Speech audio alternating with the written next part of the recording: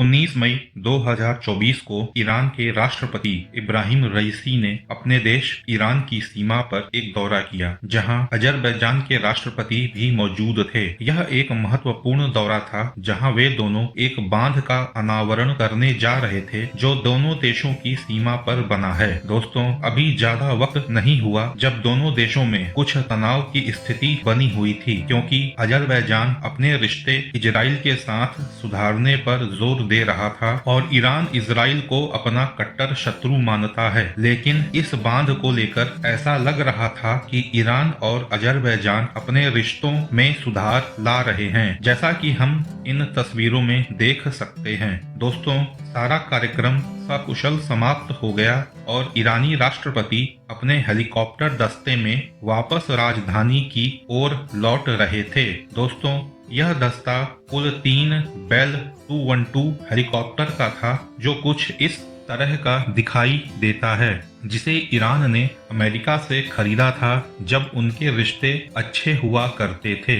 दोस्तों, वापसी के समय रईसी के हेलीकॉप्टर में कुछ परेशानियां आने लगीं और ऐसा प्रतीत हुआ कि पायलट को घनी धुंध के कारण हेलीकॉप्टर चलाने में कुछ परेशानी हो रही है और वह ठीक से देख नहीं पा रहा, और अंततः उसने हेलीकॉप्टर क्रैश कर दिया, जो उस बांध से ज्यादा दूर नहीं था। दोस्तों, कहा जाने लगा कि घनी धुंध के कारण ही हेलीकॉप्टर ने क्रैश किया और घने कोहरे के कारण लगभग आधा दिन लगा बचाव दस्ते को घटना स्थल पर पहुंचने में, किंतु वे हेलीकॉप्टर को ढूंढ नहीं पाए। इसके बाद तुर्की और रशिया ने अपने हवाई जत्थे भेजे और तुर्की के ड्रोन ने हेलीकॉप्टर को ढूंढ निकाला। दोस्तों, अंततः ईरानी मीडिया ने यह आधिकारिक बयान जारी किया कि उनके राष्ट्रपति अब इस दुनिया में नहीं रहे। दोस्तों, इस दुर्घटना में मरने वाले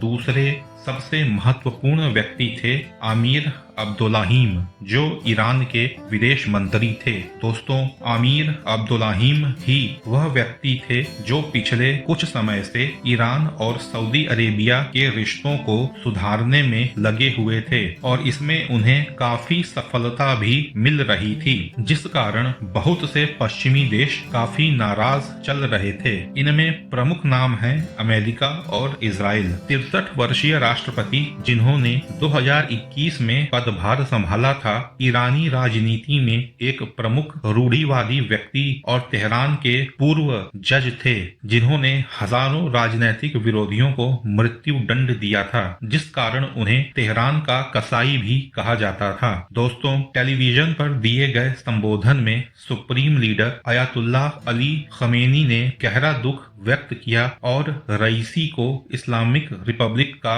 वफादार सेवक बताया और 5 दिनों के राष्ट्रीय शोक की घोषणा की। दोस्तों, दुनिया भर से संवेदनाओं और एकजुटता का संदेश आने लगे हैं। रूसी राष्ट्रपति पुतिन, चीनी राष्ट्रपति शी जिनपिंग और प्रधानमंत्री नरेंद्र मोदी ने संवेदना व्यक्त करने वाले सबसे प्रथम राजनयिकों में से एक हैं। इसके अलावा दोस्तों, पश्चिमी मीडिया इस खबर पर हर्ष की अनुभूति कर रहा है, जो उनकी मानसिकता को दर्शाता है। इसके अलावा कुछ प्रवासी नागरिक, जिन्होंने पश्चिमी देशों में शरण ले रखी है, वे भी जश्न की अनुभूति कर रहे हैं। दोस्तों, इस पर आपकी क्या राय है, हमें कमेंट बॉक्स में अवश्य बताएं। दोस्तों, अपने राष्ट्रपति और विदेश मंत्री के निधन पर पूरे ईरान में शोक की लहर फैली है और हम भारतीयों को भी उनके प्रति संवेदना व्यक्त करनी चाहिए। दोस्तों, फिलहाल मीडिया में यही थ्योरी चल रही है कि यह हादसा खराब मौसम की वजह से हुआ है।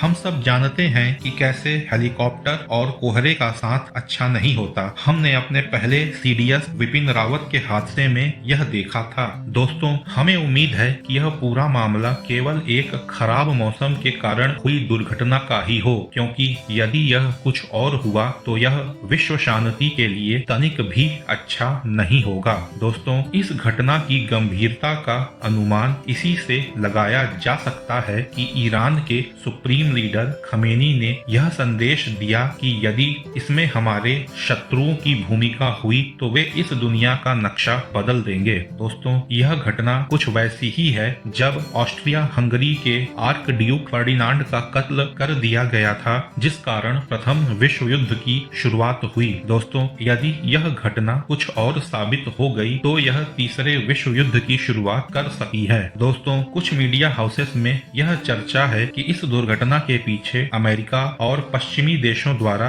ईरान पर लगाए गए प्रतिबंध हैं। हम इसे समझाने का प्रयास करते हैं। दरअसल 70 के दशक तक अमेरिका और पश्चिमी देशों के संबंध ईरान के साथ बहुत अच्छे थे। पश्चिमी देश व अमेरिका ईरान से तेल आयात किया करते थे, परंतु उसका बहुत ही कम लाभ ईरान की जनता तक पहुंचता था। इसलिए 70 के दशक के अंत में ईरान में इस्लामिक क्रांति आई और खमेनीज ने सत्ता पर कब्जा कर लिया। उन्होंने सभी ईरानी तेल कंपनीज का राष्ट्रीयकरण कर दिया और ईरान को एक इस्लामिक राज्य में परिवर्तित कर दिया। दोस्तों, इससे पश्चिमी देश और अमेरिका काफी नाराज हुए और उन्होंने ईरान पर प्रतिबंध लगाकर कड़ी प्रतिक्रिया दी। इन्हीं प्रतिबंधों के कारण ईरान को पश्चिमी देशों और अमेरिका से सारे व्यापारिक संबंध खत्म करने पड़े, जिसका परिणाम यह हुआ कि ईरान ने जो उपकरण अमेरिका और पश्चिमी देशों से खरीदे थे, उनकी मेंटेनेंस व कल पुर्जे उसे प्राप्त होने